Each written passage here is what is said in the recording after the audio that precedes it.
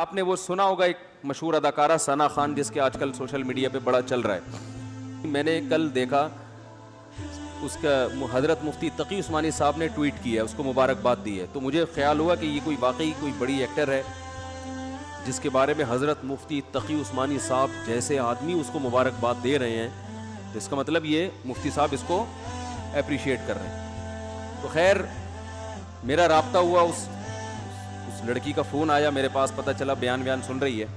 میں نے یہ اس کی اجازت سے آپ کے سامنے شیئر کر رہا ہوں. یہ جو میں بات ابھی کر رہا ہوں نا, اس کی پرمیشن سے.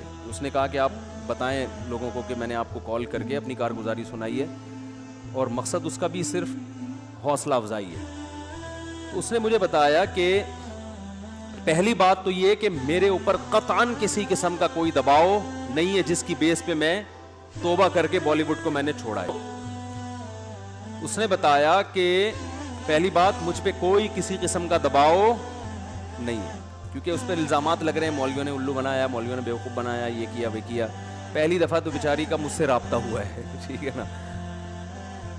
اور اس نے بتایا کہ مجھ پہ کسی قسم کا کوئی دباؤ نہیں ہے, اور میں نے جو بالی ووڈ کو چھوڑا تو مجھے بالی ووڈ میں جا کے اندازہ ہوا کہ یہ کام ٹھیک, بولو بھائی, نہیں. اس میں عزت ہے, شہرت ہے, لیکن غلط طریقے سے عزت اور غلط طریقے سے دولت. عزت شہرت اور دولت جو دو چیزیں ہوتی ہیں نا انسان, دنیا کی ڈیفینیشن کیا ہے؟ پیسہ ملے اور عزت ملے, یہی ہے نا. ارے جب ہم کہتے ہیں اللہ نے فلاں کو بڑا نوازا ہے, ہندو کہتے ہیں بھگوان نے فلاں کو بہت نوازا ہے, تو کیا مطلب؟ بھگوان نے فلاں کو عزت بھی بہت دی ہے اور پیسہ بھی. تو بالی ووڈ میں یہ دو چیزیں ہول سیل کے حساب سے ہیں کہ نہیں ہے؟ شہرت بھی اور روکھڑا بھی. اس نے بتایا کہ ایک ایک ریبن کاٹنے کے ٹھیک ٹھاک پیسے مل جاتے ہیں, صرف افتتاح کر رہے ہیں نا کہیں جا کے صرف کینچی سے. ابے یار مجھے پتا چلا ہم مولانا لوگوں کو تو کوئی ڈھیلا بھی نہیں دیتا, ہم نے تو پتہ نہیں کتنے ریبن کاٹے ہیں یار.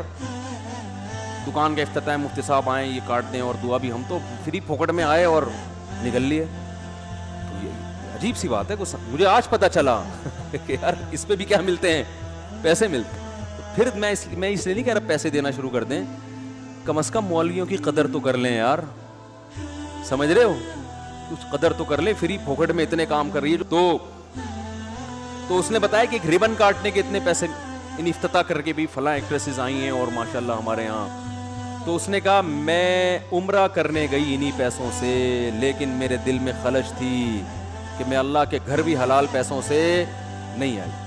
ایک عالم کی بات یاد آئی کہ ہیرا ہے نا, ہیرا وہ کیچڑ میں پڑا ہوا ہو پھر بھی وہ ہوتا کیا ہے؟ ہیرا. تو یہ جو کلمہ ہے نا, کلمہ لا الہ الا اللہ, ایمان, یہ بڑی زبردست چنگاری ہے.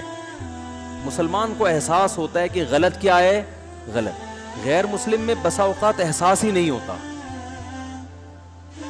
وہ کہتا ہے یار یہ سب سیٹ ہے, سب ٹھیک ہے, حالانکہ شروع میں اس کا ضمیر بھی کہتا ہے کہ یہ ٹھیک نہیں ہے, یہ غلط ہے.